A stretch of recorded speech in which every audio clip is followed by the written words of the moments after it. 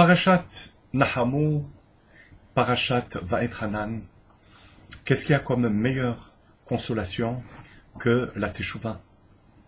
Et nous retrouvons ce thème, bien entendu, dans la Parashat de Va'etchanan, qui nous parle des villes de refuge. Les villes de refuge où devait fuir le criminel, qu'il soit involontaire ou prémédité, Beshogeg ou Bémézid.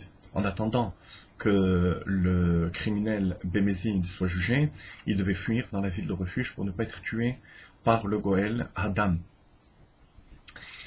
Et tout ce qui existe au niveau spirituel, au niveau de la Torah, existe au niveau matériel. Je dis bien dans ce sens-là, c'est parce que ça existe au niveau spirituel que ça vient s'exprimer au niveau matériel. Comme le Shlach HaKadosh dit, la Torah medaberet ba'elyonim veromezet la tartonim. La Torah parle des mondes spirituels et fait allusion au monde matériel. On raconte qu'une fois le Rabbi Rachab était assis avec les membres de sa famille, et un de ses enfants, Rabbi Menachem Mendel, arrive tout enthousiaste en disant que les professeurs avaient trouvé dans le cerveau un vaisseau qui, suivant qu'il se balançait vers l'avant ou l'arrière, favorisait la mémoire ou la concentration. Et c'est bien ce qu'on voit lorsqu'on veut se concentrer sur quelque chose, on se penche en avant, c'est parce que le vaisseau en question monte vers le haut. Et lorsque on se met en arrière, c'est pour se souvenir de quelque chose, moach hazikaron, et ça irrigue le bas du cerveau. Et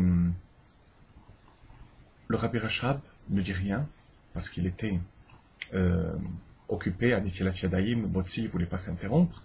Mais après le repas, il apporte un vieux livre du Admor HaEmtsaï, où on parlait déjà de ce vaisseau.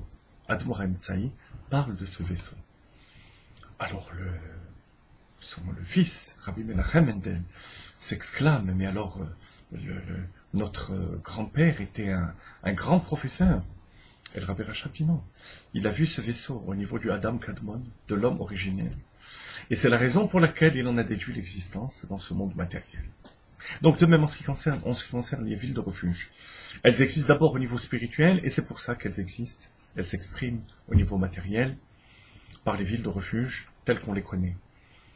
Le crime, c'est la Avera, la transgression. C'est ce qui fait couler le sang, l'énergie de l'homme, du juif, qui aurait dû être canalisé dans la Kedusha et qui va dans la Sitra Achara, dans le mal. Et pour ce crime, il y a les villes de refuge. La Gemara dit dans Makot, d'Ivre Torah Koltin, c'est la Torah, qui malheureusement est méconnue de beaucoup de nos frères. Et de même que pour les villes de refuge, au niveau matériel, il y avait des poteaux indicateurs sur des larges routes de 32 amot, 32 coudées, 16 mètres de large. Vous imaginez des grandes routes, des autoroutes. Il y avait des poteaux indicateurs qui indiquaient Miklat, Miklat. De même, dit le Rabbi, on a le devoir de créer des autoroutes de manière à ce que nos frères juifs découvrent la Torah, se réfugient de l'adversité de ce monde matériel dans la Torah. Et de même qu'il y avait les poteaux indicateurs, Miklat, Miklat, de même on doit nous-mêmes être des poteaux indicateurs, indiquer la route, la voie à prendre, Miklat. De même que le poteau est là pour faire son travail. De même nous, on ne doit pas être obnubilé par les résultats de nos actions, de l'influence qu'on peut avoir sur nos frères. Il faut tout simplement faire notre devoir de renseigner, d'indiquer la route. Et à ce moment-là, lorsque nous-mêmes, on est capable de faire ses routes et d'indiquer la voie à suivre. Alors Akadosh Baruch Hu Mida Keneged Mida, lui aussi nous indique la route à suivre.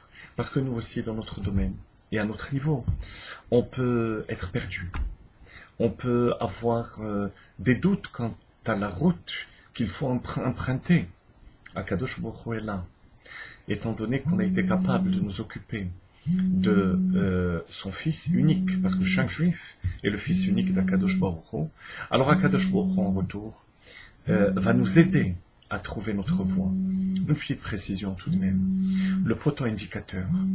La Chassidut enseigne l'importance de la chayut, l'enthousiasme, la simcha. Donc poteau indicateur simplement au niveau de l'abnégation. Mais au niveau de la mobilité, au niveau de la vitalité et de la simcha qu'on doit faire ressortir à travers la Torah qu'on diffuse, alors on n'est plus des poteaux indicateurs, mais des indications vivantes, ce qu'on appelle dogma chaya, de ce qu'est le judaïsme et la Torah. C'est bien ce que le Rabbi Rayatz décrit dans ses sikhot, dans ses discours, la différence entre la chassidut et ce qui a précédé.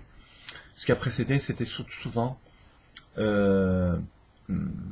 des grands, des Gdolé Israël, qui étaient en attente, jusqu'à ce qu'on vienne les voir pour qu'ils leur enseignent la Torah.